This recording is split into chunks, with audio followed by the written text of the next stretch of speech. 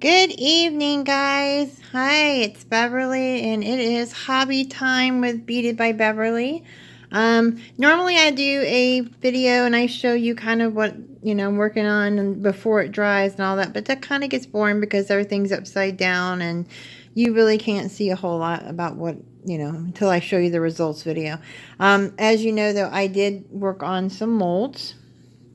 And I used a high strength liquid mold making rubber type stuff to make little molds that I could pour. And as you can see, that's right there.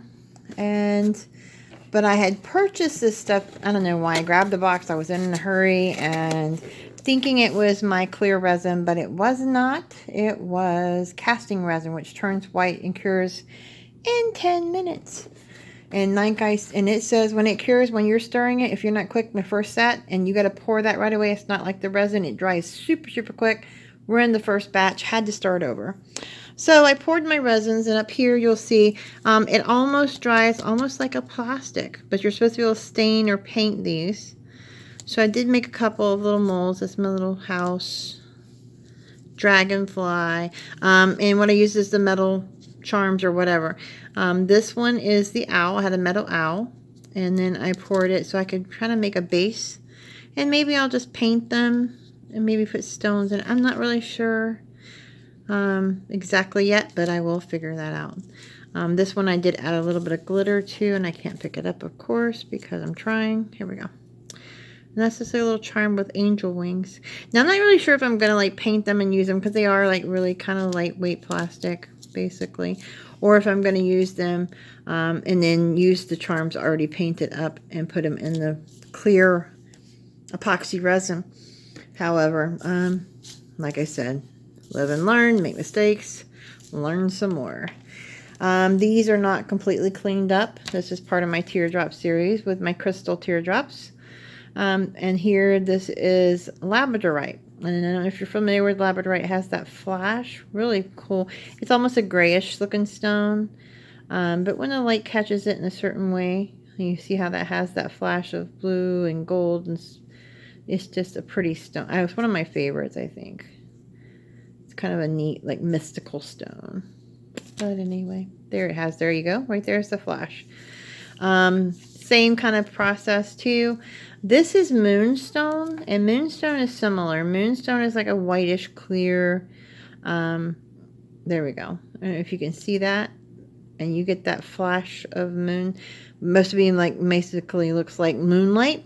But that is a really cool stone to work with as well. So that is a moonstone teardrop.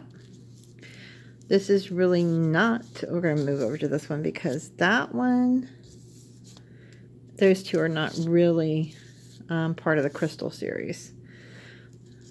And actually, let's see what we got here. Okay, this one is. This is blue sandstone. And if you know anything about blue sandstone, it has that, looks like a billion stars in it. It's just a really pretty stone. And this one was made from, and it has a little bit of a sparkle too, lapis lazuli. Lapis lazuli is a bright blue stone. It has like a gray, grayish color into it, but you also get like a little bit of a gold streak in it. Quite a pretty stone. The color is amazing. That pretty much covers it for my crystal teardrop pours. And on to, I made another one of, down here, this one. This is another one of the dragonflies, but I used colored flowers this time. A little colorful fun piece. Made another one of my mermaid moonlight, well, my moonlight series, I should call them, because I made several different types. But this is another one of the mermaids, and she's floating on the sea, watching the moon in her little shell. Another one of the fishing boat moonlight series ones. Again, fishing. There's this little fish in the boat, and then the moon's above him with the stars. You can see the little glitter stars. If I turn it, there we go. And like I said, the edging's still a little rough. I haven't sanded. I had company, was kind of busy. And this one here, something got into it, and I really think that when I was shaving these, that something kind of floated off and got into my resin pour. But I like the concept, so I'm just going to go along with that and show you this.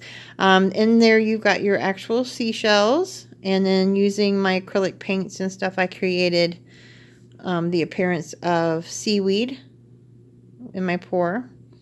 And then I have my little seahorse inside there, so you can see from the back side, this is the back. You got your little seahorse in there, and the seaweed, which is actually, I used paint to create that. And then there you have the front side. I had the lights bothering it, but anyway.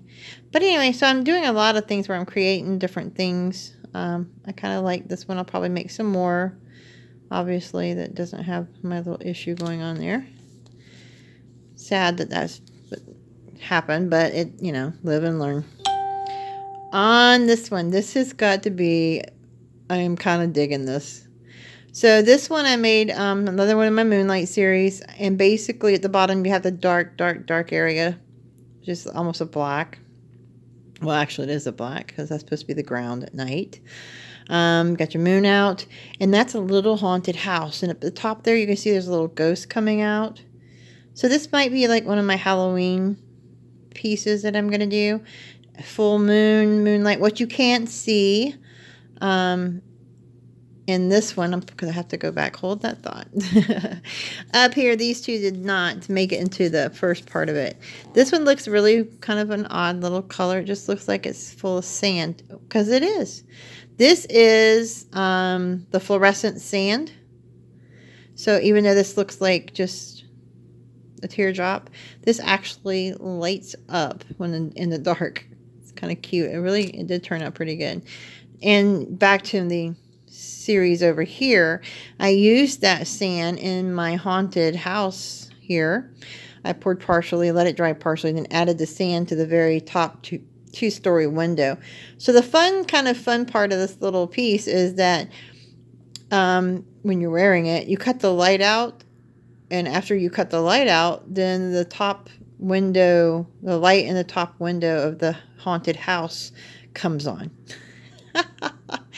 I just thought that was a kind of a ha-ha funny thing, and I tried that last night. It was funny, but I kind of really do like this piece. Anyway, that's just a fun Halloween piece that I made in the Moonlight series. And again, as you can see, and they're still kind of roughed up because I really hadn't had the chance to like smooth them and do the thing and sanding and stuff. But I did want to touch base with you. I had company and my granddaughter's birthday party.